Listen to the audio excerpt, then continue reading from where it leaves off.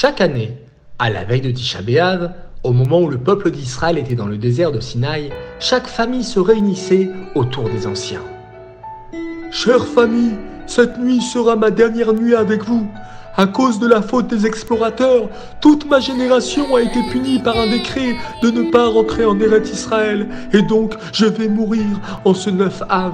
S'il vous plaît, ma chère famille, soyez unis et surtout, veillez à ce que les enfants aient toujours la Yirat Shamayim, la crainte d'Hachem. Chaque vieillard alla dormir ensuite dans la tombe que l'on avait creusée pour eux. Et le lendemain, près de 16 000 anciens du peuple ne se réveillèrent pas. Les enfants d'Israël bouchèrent les tombes et continuèrent leur chemin. C'était un moment extrêmement difficile qui s'abattit sur le peuple juif ce Tisha B'Av. Une année, à la veille de Tisha B'Av, un des anciens s'apprêta à quitter les siens. Chère famille, cette nuit est ma dernière nuit avec vous. Le vieil homme alla dormir dans la tombe qu'il avait lui-même creusée en pleurant. Et le lendemain, quelle surprise! Tout le Ham Israël, vieillard compris, se réveilla des tombes.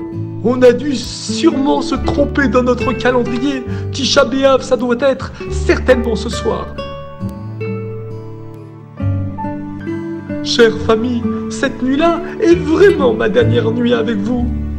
Et le lendemain, ils se levèrent tous à nouveau, et encore la nuit suivante, et la nuit d'après, jusqu'à ce que la pleine lune apparut dans le ciel dans toute sa splendeur, et tout le monde savait que c'était le 15 du mois. Tout le monde se réjouit et conclut que le décret avait été annulé. Par conséquent, les Chachamim dirent qu'il n'y a pas de meilleur jour pour Israël que le 15 Av et Yom Kippour, car ce sont des jours où les fautes des Béné Israël ont été pardonnées. Et nous aussi, nous sommes enracinés dans notre exil depuis 2000 ans. Et c'est sûr et certain qu'Hachem nous pardonnera et nous aurons le mérite de rentrer dans la terre promise, à Yerushalayim, Ira Kodesh, dans le 3e Beth Amikdash éternel.